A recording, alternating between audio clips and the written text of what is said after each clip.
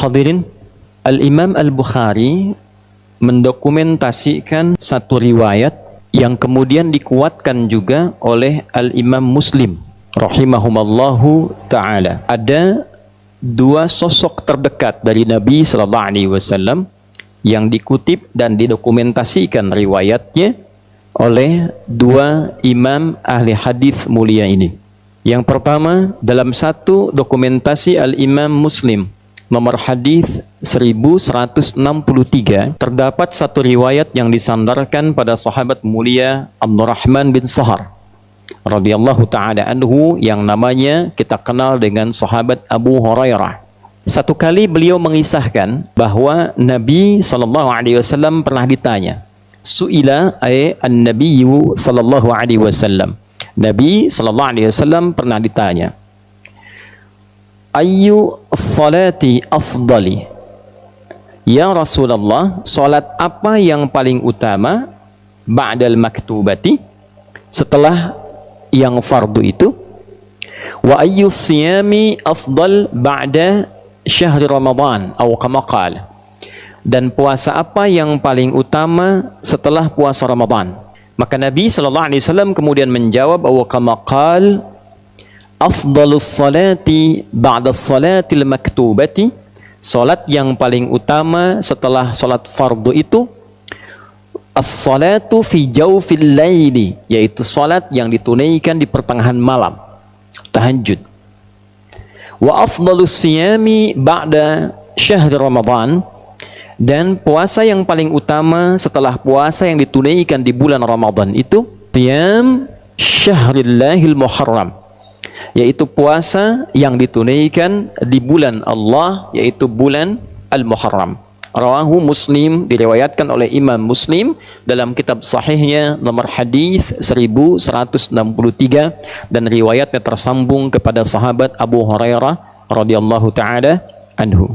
Hadirin, hadis ini memberikan kesan yang istimewa pada bulan Al-Muharram karena disifati bulan ini dengan amalan-amalan yang tidak serupa dengan amal ibadah yang ditunaikan di selainnya.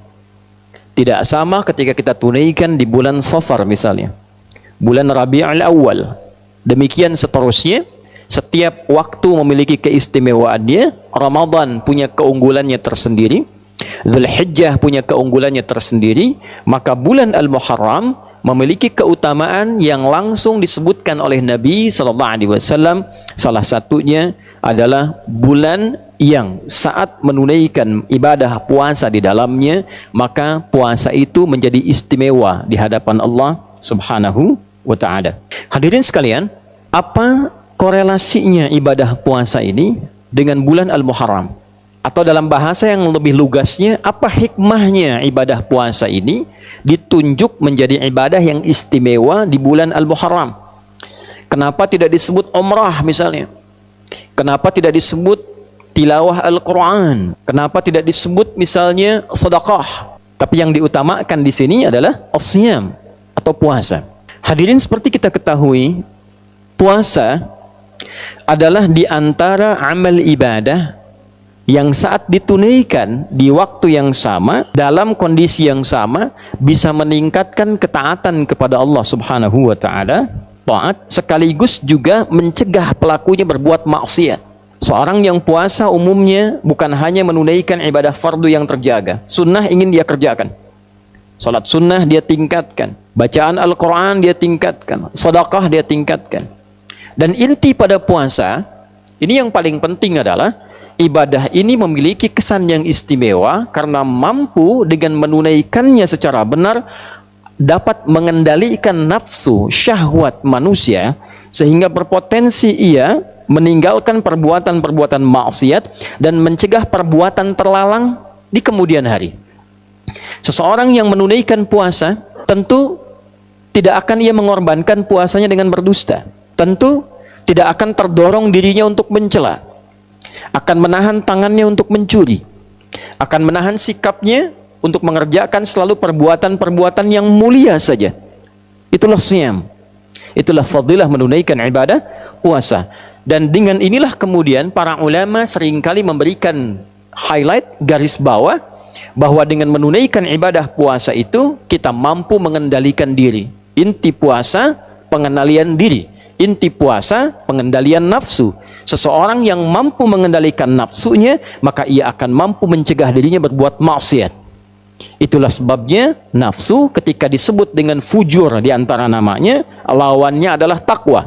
Wa nafsi wa ma sawwaha fa'alhamaha fujuraha wa taqwaha. Tujuan puasa mengendalikan nafsu, meningkatkan takwa. Itulah sebabnya ketika 30 hari atau 1 bulan kurang lebih kita menunaikan ibadah puasa Ramadan, tujuan terbesarnya adalah meningkatkan takwa, mengendalikan nafsu. Ya ayyuhalladzina amanu kutiba alaikumussyam kama kutiba alal ladzina min qablikum la'allakum tattaqun. Dengan menunaikan puasa itu diharapkan takwanya meningkat. Bila takwa sudah meningkat, otomatis nafsunya ditekan.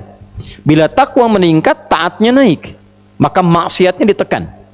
Maksiat itu cenderung mendorong pelakunya untuk berbuat sesuatu yang terlarang. Perbuatan yang terlarang dalam syariat disebut dengan muharram. Mencuri terlarang, maka mencuri itu muharram. Minum khamar, miras santika itu muharram. Korupsi itu muharram. Berdusta itu muharram. Hukum yang melekatkan pada setiap perbuatan yang dilarang, hukumnya disebut dengan haram namanya. Mencuri itu muharram, hukumnya haram. Korupsi itu muharram, hukumnya haram.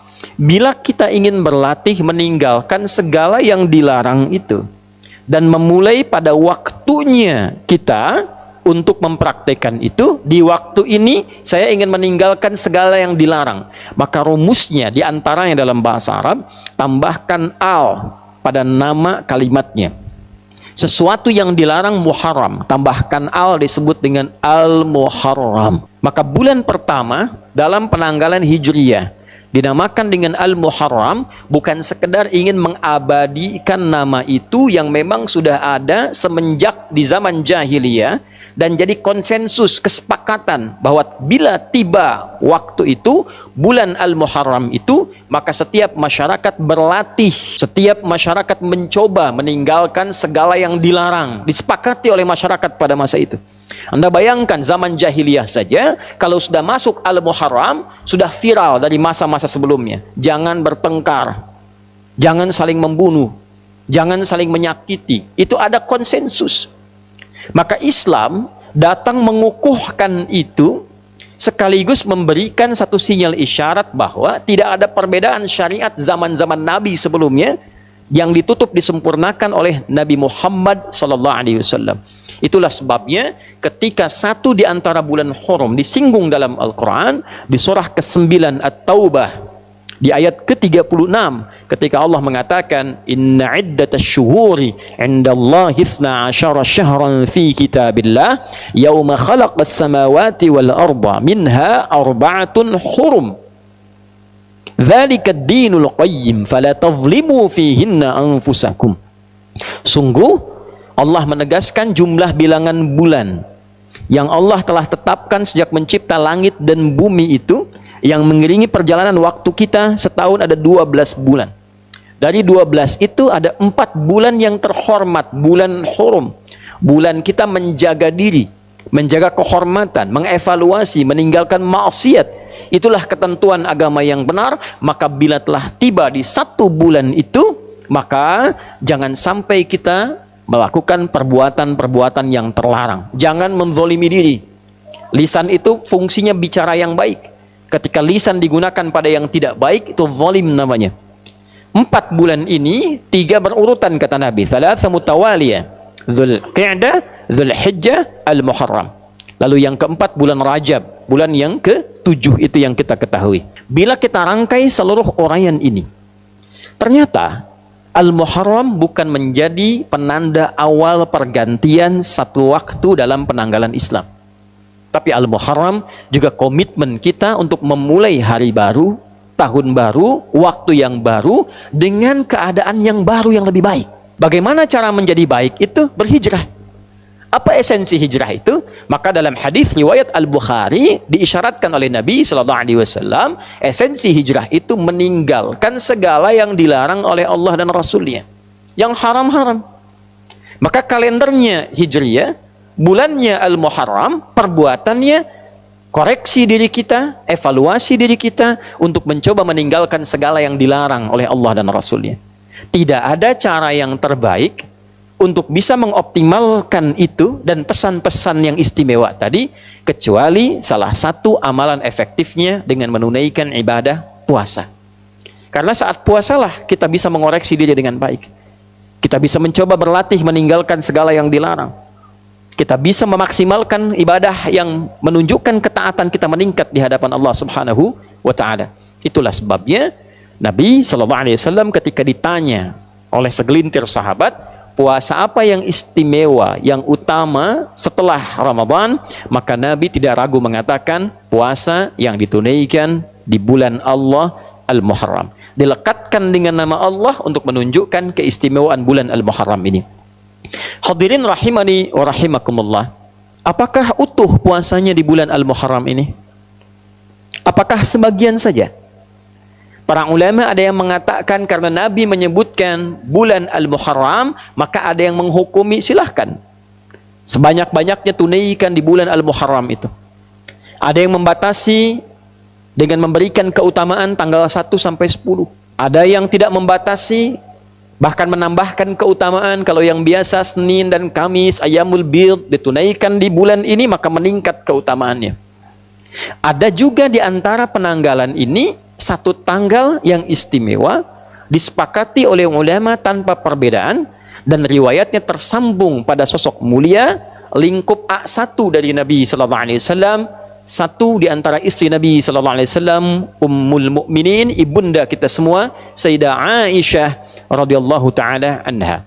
Yang hadis ini direkomendasikan oleh para ulama dan terdokumentasikan dalam Sahih Al-Bukhari nomor hadis 4504. Demikian Imam Muslim mengutip pula hadis ini di nomor hadis 1125. Dari Nabi sallallahu alaihi wasallam informasinya dinukilkan oleh Sayyidah Aisyah, beliau mengatakan radhiyallahu taala anha atau kama qalat, tatkala Nabi sallallahu alaihi wasallam berhijrah ke Al-Madinah Al-Munawwarah, maka orang-orang Yahudi pada masa itu sedang menunaikan puasa di hari ke-10 di bulan Al-Muharram, dikenal dengan Ashura. Maka ketika ditanya mengapa mereka puasa, mereka menjawab, inilah hari Musa alaihi salam diselamatkan oleh Allah dari kejaran Fir'aun. Fir'aun binasa, Musanya sentosa.